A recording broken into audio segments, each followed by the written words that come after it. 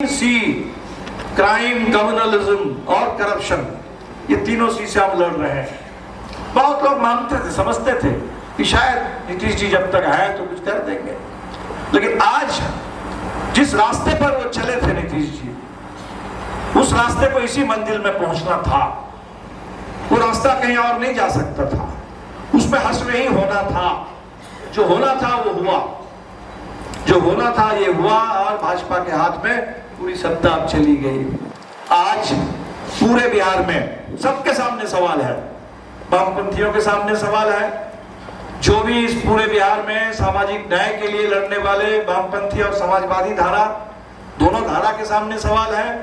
जो भी नए नए हमारे साथी इसमें अपनी पहचान को लेकर लड़ रहे हैं, चाहे हमारे वीआईपी के साथी हो और आईआईपी के साथी हो, अपनी पहचान के लिए इस देश में जाति आधारित गिनती हो, हमें भी अपना हिस्सा मिले, हक मिले, ये जो नई लड़ाइयां शुरू हो रही है, सबके सामने ये सवाल है कि अगर ये बुलडोजर चलेगा और आरएसएस का राज चलेगा तो उसमें बिल्कुल हमारे लिए कहीं कोई जगह नहीं रहेगी।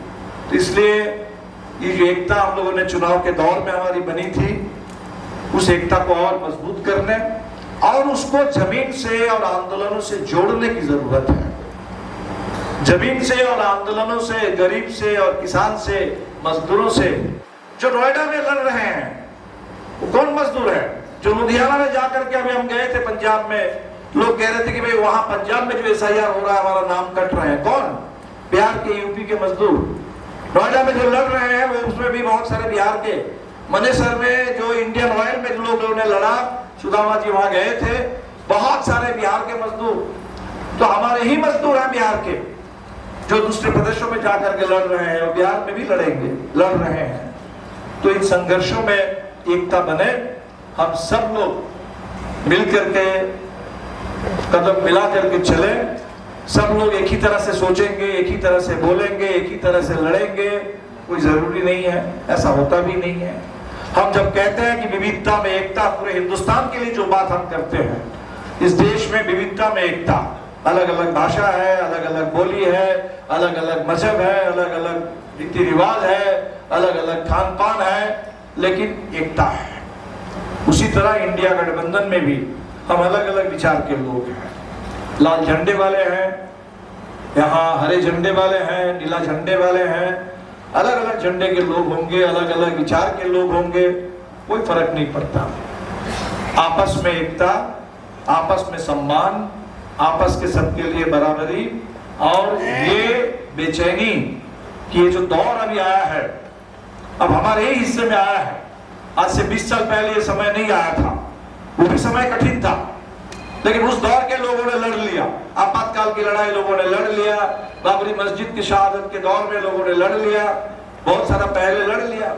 लेकिन हमारे हिस्से में, हमारे दौर में अगर ये मोदी, शाह, बुलडोजर, जोगी, सम्राट चौधरी और एक अकेले नहीं, ये तीनों असम में, बंगाल में और बिहार में, ये तीनों तो एक तरह के मुख्यमंत्री इनको मिल गए, बिल्कुल एक तरह के। हेमंत बिश्व शर्मा जो कांग्रेस से आए हैं, बंगाल में शुभेंदु अधिकारी जो तृणमूल से, पहले शायद कांग्रेस में भी होते थे, उनका परिवार कांग्रेस का था, और यहाँ सम्राट चौधरी जो आरएसएस से नहीं निकले हैं, लेकिन जा करके इस तरह से सत्ता को पकड़ लिए हैं, और सबसे ज्यादा नफरत की बोली, सबसे ज्यादा अहंकार, सबसे ज्यादा इस समय गरीबों के ऊपर हमला ये कर रहे हैं लगातार। तो वैसे में बड़ी लड़ाई है, इस बेचैनी के साथ हमें लड़ना है।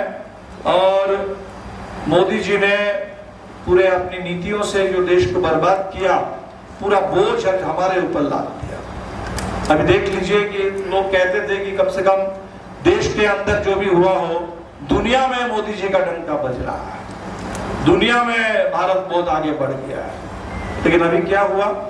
ये जो हमारी विदेश नीति बनाई गई, इसलिए बनाई गई कि भाई चीन के खिलाफ अमेरिका भारत को चाहता है, और इसीलिए अगर अमेरिका के साथ रहेंगे, इजराइल के साथ रहेंगे, तो इसी में बुद्धिमानी है। लेकिन आज क्या हुआ? आज हुआ कि ईरान में जो युद्ध हो रहा है उसमें समझौता कैसे हो, इसके लिए लोग आते हैं पाकिस्तान के पास, हिंदुस्तान के पास कोई नहीं आता। तो पाकिस्तान पूरे डिप्लोमेसी में भी हिंदुस्तान से आगे। और अमेरिका खुद चीन से अभी इस कदर परेशान है कि उनको भारत के कंधे पर बंदूक रख करके चीन से लड़ना नहीं है, वो सीधे चले गए चीन में जा करके किसी तरह समझौता करके, ताकि उनको इस संकट से उनको छुटकारा मिले। तो हमारे हिस्से में क्या है? ये जो अमेरिका के सामने घुटने टेक करके अमेरिका और इजराइल परस्ती की विदेश नीति बना करके हमारे हिस्से में क्या आया? हमारे हिस्से में तो बस ये गैस का संकट, तेल का संकट, ये आर्थिक संकट, पूरे देश पर गरीबी, पूरे देश के साथ लिए एक तरह से बेइज्जती पूरे देश के लिए तैयार। इसीलिए ये सरकार पूरी तरह से फेल कर रही है, देश में भी, प्रदेश में भी, और हर जगह बीजेपी की ही सरकार है, डबल इंजन। अपवाद के तौर पर एक आध कहीं आपको दिख जाएंगे, अभी एक आध जगह कहीं आप विपक्ष की सरकारें हैं। तो एक ही तरह की राजनीति, एक ही तरह के विचार, इसी को थोपना चाहते हैं वन नेशन के नाम पर, और इसके खिलाफ वो एक ही तरह हमें लड़ना होगा जम करके। वो आजादी जैसी लड़ाई हम लोग फिर लड़ेंगे।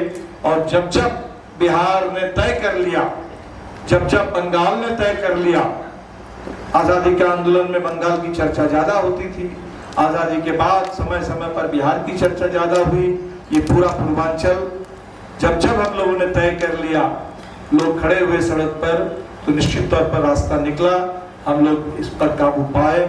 और इसीलिए बिहार पर भरोसा है। सम्मेलन आज से शुरू होगा 2-3 दिन का।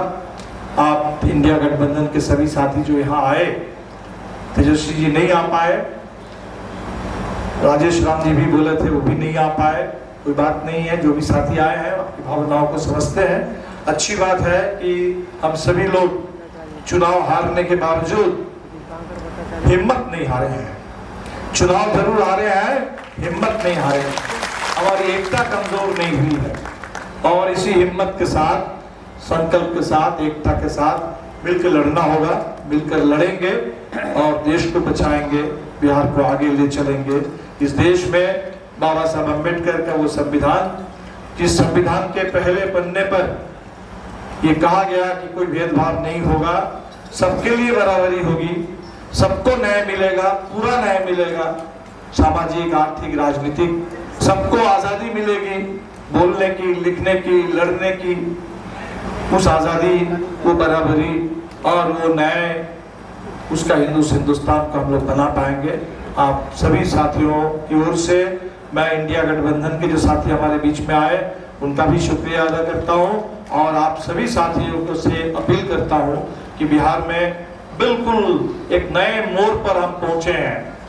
पुराना इतिहास अपनी जगह पर है, पुराना तजुर्बा अपनी जगह पर है, पुरानी हमारे जो लड़ने भिड़ने की शैली है एक जगह पर है, लेकिन जो आज का इस समय का मोड़ है, इसमें जो जिस तरीके की ताकत चाहिए, जिस तरह की हिम्मत चाहिए, ये हम सिर्फ अतीत से नहीं मिलने वाला है, ये आज की मेहनत से, आज के संकल्प से इसको पैदा करना है। जरूर बिहार पर भरोसा है, आप लोग इसको कर पाएंगे। बहुत बहुत शुक्रिया। इनकलाब जिंदाबाद।